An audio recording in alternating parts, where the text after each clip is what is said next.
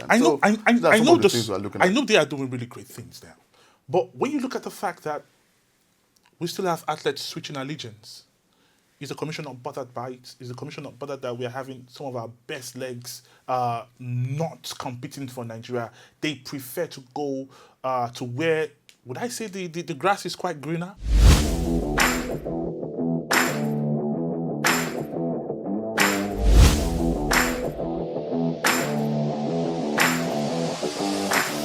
Welcome to the biggest sports show in the capital city. And this is All Things Considered on the Prosecco News Network. I have one of the biggest sport personality of the year. He's not just a top aide in the National Sport Commission. He was one of the biggest and still the biggest on-air personality in the capital city. Smashed it with Hot FM, and right now he's hotting it up or heating it up in the NSC. I'm talking about a top media aide to the Director General of the National Sport Commission, Bukola Olakpade. You're welcome to the show, Michael Obasi. It's a massive pleasure, Sam, and I'm so excited to be here today. Yeah, you're rocking the green, white, green. That shows how loyal you are to the country. Now, talking about Nigeria, real quick, yeah? We are looking at hosting the Commonwealth Games. And according from September 1st, we saw the Commonwealth came out with the names of cities that will host. We're talking about Hamadeb in India. We're talking about Abuja right here for the 2030 Commonwealth Games. What is Nigeria's biggest chance of usurping India? Remember, the city they are using, the Narendra Modi Stadium, that's the biggest cricket stadium in the world. And you look at the capital city, we have one of the biggest stadiums in Nigeria, but it's dilapidated. How do we tend to match that energy of India? Good question, Sam. And I must tell you that was part of the reasons why Mr. President Bola Ahmed Tinubu GCFR brought the likes of Malam Shehu Diko and Honorable Bukola Olakpade to manage Nigerian sports, because they come with so much vast knowledge of sports business, of sports skills as technocrats. And the Commonwealth Games bidding for the 2030 is a bold step by this present administration and by the National Sports Commission, because we have the potential, we have the quality, we have the ability. You mentioned the Abuja National Stadium. We can sit down here and talk about the Abuja National Stadium today because of hosting the All Africa Games. Yeah. Because of hosting Koja, because of having such an international global event. And that was when the administration of the former President Olusegun Obasanjo, put the Abuja edifice together. And that's what we are benefiting from. And that's why we can take the step further to say we want to host the entire Commonwealth nation. It's going to be a 5-year plan. But I can assure you that with what the National Sports Commission and the presidency are putting in place, with the connection of all the agencies of government, is to make sure that in the next 2 years, put the Abuja National Stadium in a state of global acceptance. And that is what we've put together for the Commonwealth bid committee. Of course, it's not in the best shape right now. But in the next couple of years, maximum next 1 year, plans are underway. In fact, in the current budget, to ensure that that stadium is part of the reason why Malam Shehu Diko and Honorable Bukola Olakpade are working assiduously to ensure that we put that stadium in the best state. And the Commonwealth Games, bidding for the Commonwealth Games has now given us a major platform to put it where it belongs.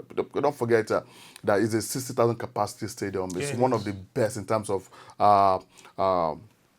spectatorship and all of that. So the job that will be done on that Abuja National Stadium will marvel you and I, and it's going to be a massive plus, not only to Nigeria, but to the continent at large. All right, the last time we hosted an international event of this magnitude was in 2003. I'm glad you mentioned the Culture Games. And afterwards, a whole lot of people said how our sport has nosedived a little bit when it comes to talent development, when it comes to grassroots development, when it comes to global podium finishes for our athletes. Are we hosting or staging this game for political reasons, or we're staging the game to gain the love of Nigerians, or want to do it right to develop talent? It's purely sports reasons why we are hosting this game. It's part of the plans of the National Sports Commission under the leadership of Malam Shehu Diko and Honorable Bukola Lokpade, and of course under the leadership of our Igbo President, President Bola Ahmed Tinubu, who from the onset has made it very clear that sport is a pivotal part of his renewed hope agenda. And that was why when he brought in the likes of Malam Shehu Diko and the Honorable Olokpade to revamp sports with the coming of the National Sports Commission, it gave them a mandate to build a sustainable sports economy. And part of that sports economy is to have a balanced sports production and sports consumption. And of course, aside from going for international competition outside the country, Yeah. we must bring international competitions here and focus more on our domestic competitions. And of course, you will now understand, if you understand the mandate given to the Sports Commission, Yeah. you understand why we are going towards the Commonwealth Games. And we're not just going towards the Commonwealth Games from the blues. You can see that we've taken organic steps to show that, yes, What are the we are steps you've ready. taken?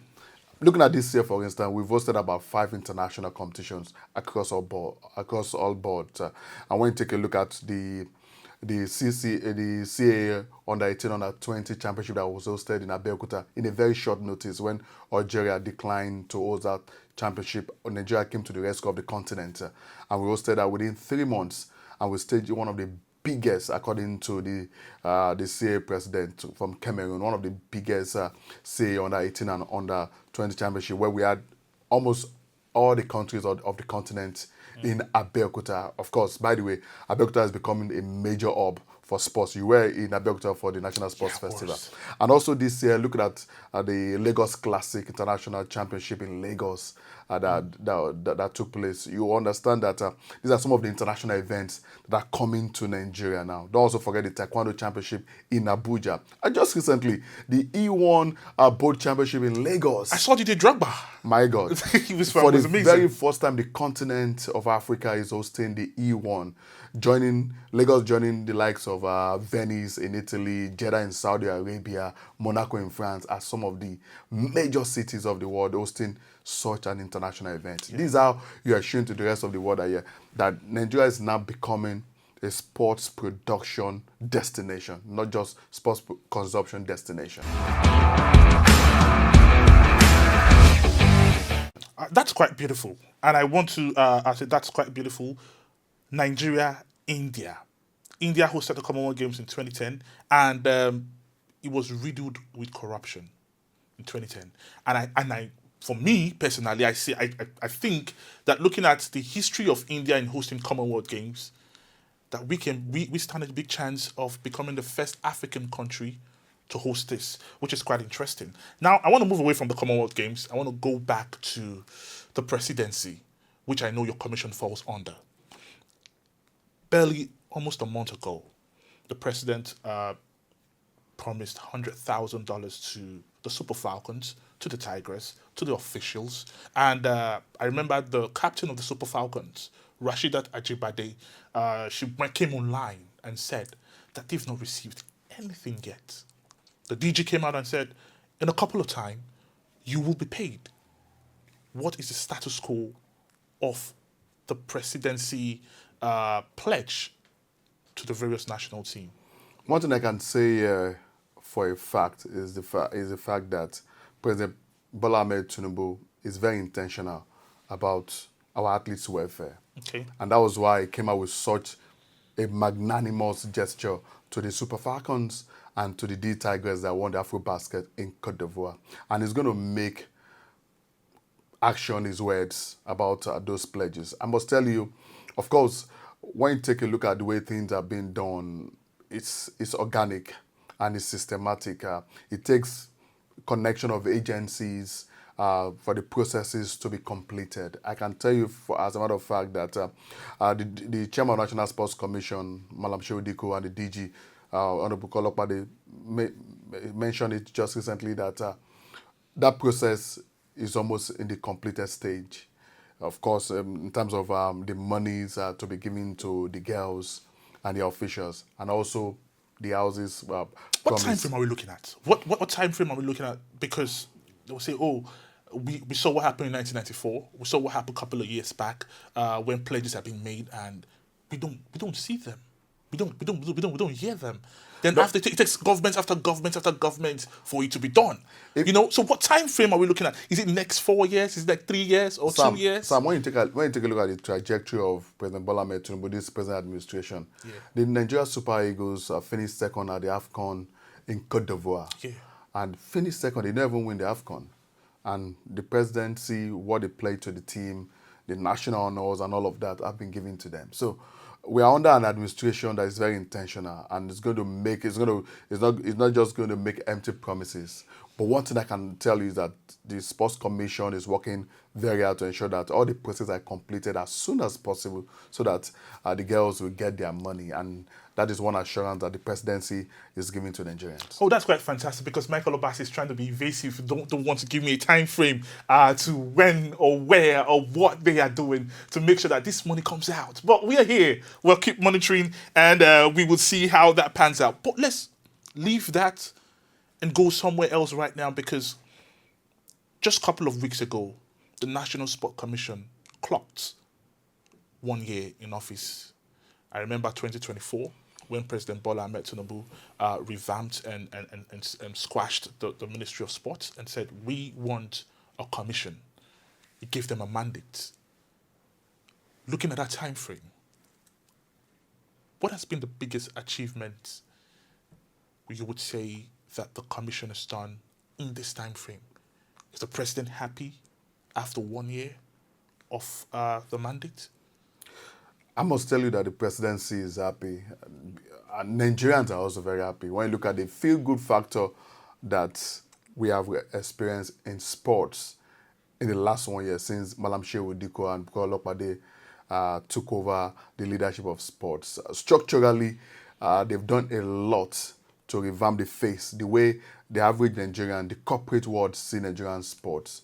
And that was why immediately they came into office, they brought in some policies that takes the welfare of athletes very, very paramount, like having the elite and podium board headed by ex-athlete Yusuf Ali, which of course, their job is to categorize training grants and introducing training grants for athletes, not at a venue of international competitions. Yeah. And many of them, about 50, 100 of them, are in that category, receiving their training grants, of course, across athletics, wrestling, badminton, and all of that. All of these is to make the athletes understand that the nation take you very seriously. Because when you take your athletes very seriously, they will take you seriously by winning medals to you. And so, beyond that, of course, the National Sports Commission have introduced a very solid governance structure across all sports federations, introducing the CEOs, because without the CEOs, the corporate world will not take you seriously. The CEOs that will present, that will go look for money for you,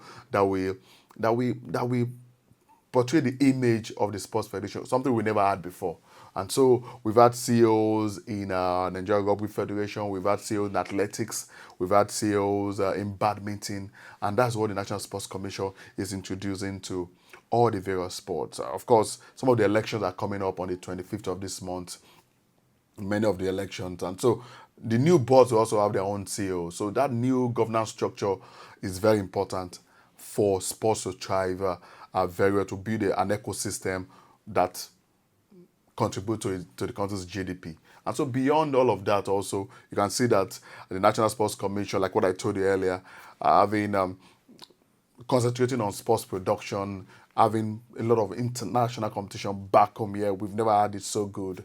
And when you look at the way our teams are performing at international competition beyond football, because we must understand that beyond football, we have a lot of sports where we have potential. Look at the kind of successes we are witnessing in swimming. Yeah. You know, we've never had it so good in swimming. Look at what we're having in badminton, even in cricket. When our girls went to the World Cup, the Under-19 Cricket World Cup in Malaysia earlier this year, and now they've qualified for the next World Cup. They are fifth in the world. Look at esports that you love so much. Yeah, I love esports. Yeah, you know, esports for the very first time, all the chaos in esports have been harmonized. We now have a federation of esports that is unified to tap into the multi-million-dollar esports industry. I know they are doing really great things there. But when you look at the fact that we still have athletes switching allegiance, Is the commission not bothered by it? Is the commission not bothered that we are having some of our best legs not competing for Nigeria? They prefer to go to where, would I say, the grass is quite greener? And we've had Favour Ophelia also switching, and she made some damning comments about the federation. What's the response of the Sport Commission to those comments? Looking also at what happened at the World Athletic Championship, when we saw Tobi Amusu coming out, lashing out again because of the whole branding when it comes to the kits. What's the commission? Is the commission not hurt that all the effort that you've talked about, and we are getting all these little skirmishes there and there? When you're trying to change things, when you're trying to bring new ideas, new model, new ways of doing things of international repute, there will be some challenges. And of course, my DG will always say, Honorable Kolokpa is a pathological optimist, which I am.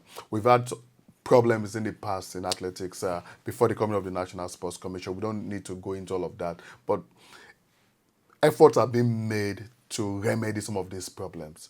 And you need to understand the effort National Sports Commission, the chairman, Malam Shehu Diko, and the DG, they've put to make the AFN stronger than what it used to be, to ameliorate some of the problem that led to Ophili. It's unfortunate that we lost Ophili to other country, but when you look at what is happening with the invited junior athletes, and that is the reason why the National Sports Commission is very intentional about a succession plan for our athletes and catching them young. And that was why at the National Sports Festival earlier this year, we had the invited junior athletes, something that had never been seen in Nigerian sports, introducing junior athletes to elite performance. And some athletes were also discovered in athletics. We saw them going to the first secondary school games in Algeria. And so we have a very good data for some of these athletes. Even at the World Championship in Tokyo, we saw the performance of Nathaniel Ezekiel and all of those things. Yes, AFN had its problem in the past, but I can assure you, just recently, the DG of the National Sports Commission had a very strategic meeting with the leadership of AFN, led by the President, Tony Okowa, and other leadership of that board, to look at some of these challenges and how we can forge ahead and ameliorate them ahead of international games. The Commonwealth Games is coming up next. I can assure you that some of these challenges in terms of the welfare of athletes are being looked very seriously and aggressively by the Sports Commission. Thank you very much, Michael Obasi, for stepping into our studio. It was a pleasure having you here. Thank you so much. Amazing time with Michael Obasi. Like he has said, we are hopeful.